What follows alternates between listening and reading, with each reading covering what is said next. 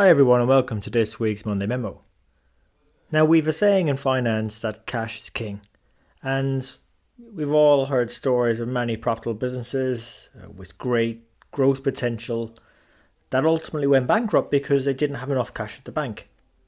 So it seems a fair saying, an intuitive saying for us in finance. However, we need to be careful because this, however, may not always be the case. And so the three scenarios come to mind where this is that we need to maybe be more mindful of. And the first one is that cash might not always be the best motivator. For instance, organizations and businesses, whilst they need cash to survive, they also need something called human beings.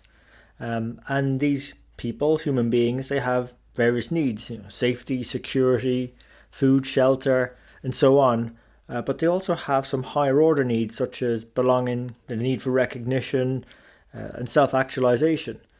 So as much as cash can help provide for these lower level needs to meet them, cash being the great enabler, and perhaps some of those mid-level ones, when you get more and more cash in your paycheck or a better return on investment, the more and more you get of that, it doesn't necessarily carry as much weight as perhaps previous amounts of cash. What we say is that it's got less marginal utility for us. And in that scenario, cash actually becomes less of a motivating factor. And other factors such as belonging to a particular group, making an impact in the community, may actually start to matter more.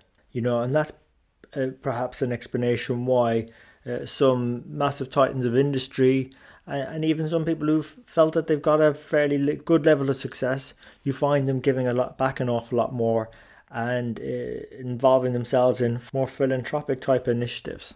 And as much as it may pain us to still do it, the second area we need to be careful of is that profit is still a big driver when it comes to decision making. I recently had a super smart analyst, ex-McKinsey, come to me, and he brought with him a load of these NPV, net present value, DCF, discounted cash flow calculations about a business case we were actually working on together. And I said to him, great, this is textbook stuff, focus on cash, yes, investment makes complete sense.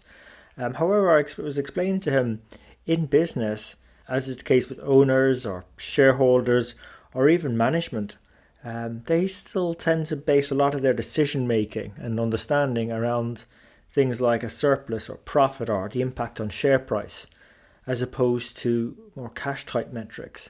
So, after a bit of convincing, we changed his tagline about the project being NPV positive to perhaps being more a low risk way to add 2 cents to EPS.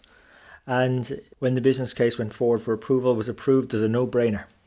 And finally, or thirdly, cash does not necessarily always mean the best for employee experience or engagement, and we actually may be missing out on getting as good returns as we could because we haven't addressed that. And what I'm referring to is a study the WorkHuman Group did, which looked into a non-cash based reward environment, one that largely revolved around gratitude. And that's where employees would reward each other for their accomplishments. And they did so in a way that aligned with company values when they did the recognition. So that would be, say, winning together, teamwork, results, customer service, and so on. And what the WorkHuman Group found out was that organizations who score in the top 25% on employee experience report nearly a 3x return on assets and a 2x return on sales when compared to the rest of the group. So I think that's an example of where cash wasn't necessarily king in driving better returns for that group of organizations that had put a lot of focus on a gratitude-based reward environment on the employee experience. So what do you think? Do you think cash is still always king? Is it king most of the time or not at all? Please leave your thoughts with the post that goes with this podcast. And that's why sometimes these things aren't always black and white, and that's why we bring on guest mentors to the Strength in the Numbers show to share with you their thoughts, their hard-won lessons, their lessons when it comes to how to use cash in the right way, and when it's maybe not the most important consideration in our careers or within our organizations where we're trying to build our influence and make an impact. So look, Hope you enjoyed this episode. If you did, please remember to let your colleagues and friends know about it. We're on all the major platforms: iTunes, Stitcher, SoundCloud, YouTube and Spotify. And thanks again for investing your time with us today. So until next time, take care of yourselves and let's keep on building our strength in the numbers.